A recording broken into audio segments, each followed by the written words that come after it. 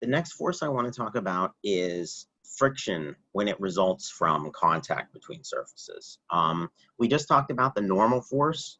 So you have a normal force if these two objects press up against each other. If they start sliding like this or trying to slide across each other, then you also get a friction force from the contact between the surfaces. So the friction force and the normal force are kind of closely interrelated with each other in that way.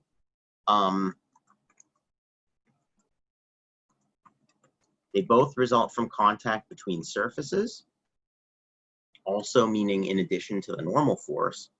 How you handle the friction force is a little bit complicated, so this one's going to take kind of a detailed explanation.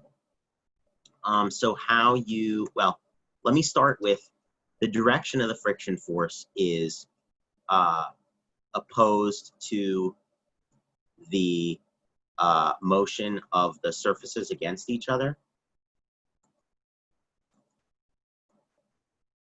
So the direction is pretty self-explanatory most of the time. It tries to prevent the surfaces from moving across each other. So like if I move it like this, friction would be down on the white block and up on the turquoise block, because it's trying to stop the fact that the white block is going up and the turquoise is going down relatively on that surface. How you handle the magnitude depends on the situation. There's actually several different ways that contact friction can occur, and the way you kind of handle it mathematically is actually quite different. So, case one, the surfaces are not actually sliding. They are only trying to slide against each other. So in other words, like, is a little bit hard to show, but like in other words, say that I start to pull these against each other, but the friction is strong enough to hold the object in place. Let me say it that way as well. Friction is strong enough to hold the objects in place. If that's the case, we refer to this as static friction. And if you have static friction, there's no formula to plug into. Just include it as a variable in your F equals ma equations and solve for it that way, in the same way that I talked about for the normal force. So if you have static friction, you don't actually have sliding, there's no formula to plug into. Case two, if the surfaces are sliding, so there actually is motion happening, this is referred to as kinetic friction. In this case, there is a simple formula for calculating the magnitude, and that formula is that the friction force Ff is equal to mu k times the normal force. And so Fn is the normal force, mu k is something new that we haven't encountered in the past.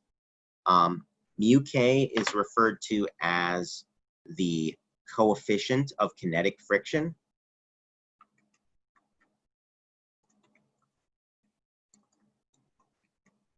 And it represents how rough the surfaces are. Cat is jumping on my mouse. How rough the surfaces are. So for instance, if you had some very slippery, lubricated surface, the coefficient of kinetic friction would be very low. If you had like, two pieces of sandpaper or something rubbing against each other, the coefficient of kinetic friction would be very high. So the coefficient of kinetic friction basically tells you how frictiony is that surface. How frictiony versus how slippery is that surface. So that one is just a constant that depends on what the objects are made of. So that's something that, you know, normally has to be given to you. And Fn, like I said, is the normal force. So that one's very straightforward. That's just a very simple formula to plug into. The friction force in the kinetic friction case is just proportional to the normal force. The third case, this is pretty simple so far. If you have static friction, there is no formula. If you have kinetic friction, there is a formula.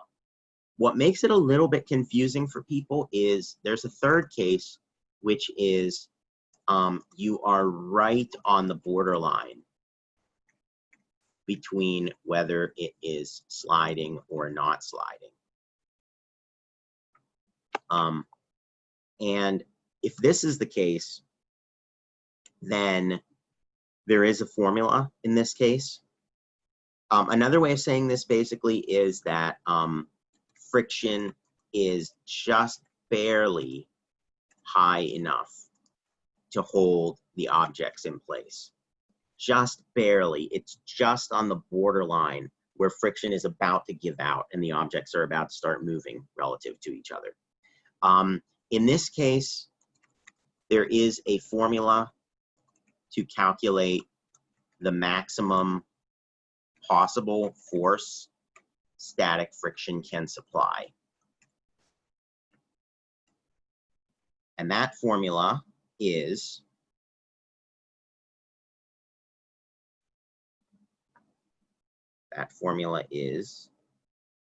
sometimes people write it like as F max to remind you that this is the maximum static friction force.